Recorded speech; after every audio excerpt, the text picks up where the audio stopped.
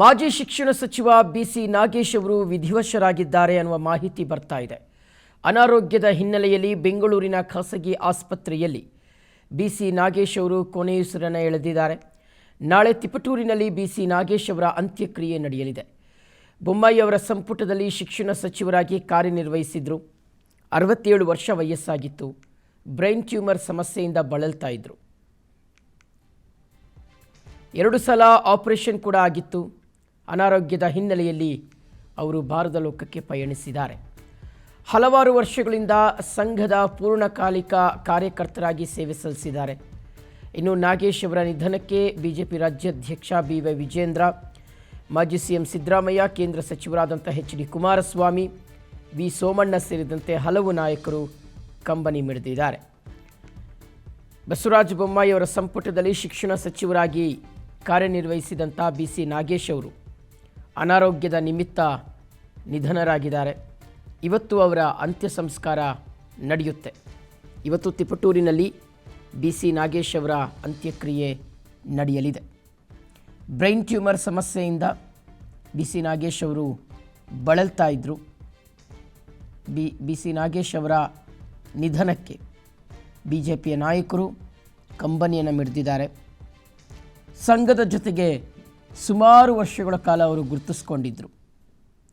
ಉನ್ನತ ಶಿಕ್ಷಣ ಸಚಿವ ಅನ್ನುವ ಒಂದು ಖ್ಯಾತಿಗೂ ಸಹ ಬಿಸಿ ನಾಗೇಶ್ ಅವರು ಒಳಗಾಗಿದ್ದರು.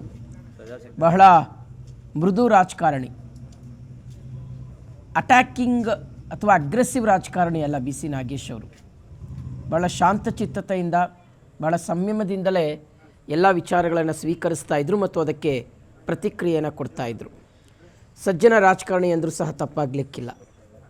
ಅಂಥ ಒಬ್ಬ ನಾಯಕನನ್ನು ಇವತ್ತು ರಾಜ್ಯ ರಾಜಕಾರಣ ಕಳ್ಕೊಂಡಿದೆ. 2 ಸಲ ಅವರು ಶಾಸಕರಾಗಿ ಆಯ್ಕೆಯಾಗಿದ್ದಾರೆ. ವೀಕ್ಷಕರೇ, ಬಿಸಿ ನಾಗೇಶ್ ಅವರು 2 ಸಲ ಶಾಸಕರಾಗಿ ಕೆಲಸ ಮಾಡಿದ್ದಾರೆ. ಜುಲೈ 1, 1959ರಲ್ಲಿ ಅವರ ಜನನವಾಗುತ್ತೆ. 67 ವರ್ಷ ವಯಸ್ಸಾಗಿತ್ತು.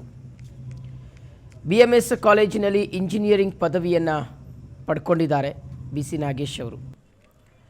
ಇನ್ನು 1984ರಲ್ಲಿ ಅಧಿಕೃತವಾಗಿ ಬಿಜೆಪಿ ಪಕ್ಷಕ್ಕೆ ಸೇರ್ಪಡೆ ಆಗ್ತಾರೆ. ಅದರ ಜೊತೆಗೆ ಸಂಘದ ಜೊತೆಗೂ ಸಹ ಅವರು ಗುರುತಿಸ್ಕೊಂಡಿದ್ದರು. 2018, 2023 2 ಚುನಾವಣೆಗಳಲ್ಲಿ ಕ್ಷೇತ್ರದ ಶಾಸಕರಾಗಿ ಸೇವೆ ಸಲ್ಲಿಸಿದ್ದಾರೆ. 2 ಸಲ ಅವರು ಗೆದ್ದಿದ್ದಾರೆ.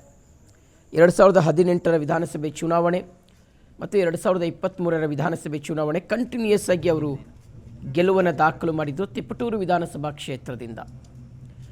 ಅದಾದಮೇಲೆ ಬಸವರಾಜ ಬೊಮ್ಮಾಯಿ ಅವರು ಮುಖ್ಯಮಂತ್ರಿಗಳಾಗಿದ್ದಂಥ ಟೈಮ್ನಲ್ಲಿ, ಅಂದರೆ 2021ರಿಂದ 2023, ಅಂದರೆ ಈ ಹಿಂದಿನ ಅವಧಿಯಲ್ಲಿ ಪ್ರಾಥಮಿಕ ಮತ್ತು ಪ್ರೌಢಶಿಕ್ಷಣ ಸಚಿವರಾಗಿ ಬಿಸಿ ನಾಗೇಶ್ ಅವರು ಕಾರ್ಯನಿರ್ವಹಿಸಿದರು. ಇವತ್ತು ಬಿಸಿ ನಾಗೇಶ್ ಅವರನ್ನು ರಾಜ್ಯ ರಾಜಕಾರಣ ಕಳ್ಕೊಂಡಿದೆ. ಸೊ ಆ ಮೂಲಕ ತಿಪಟೂರು ಕ್ಷೇತ್ರದಲ್ಲಿ ನೀರವ ಮೌನ ಆವರಿಸಿದೆ ತಮ್ಮ ಕ್ಷೇತ್ರದ ನಾಯಕನನ್ನು ಕಳೆದುಕೊಂಡು.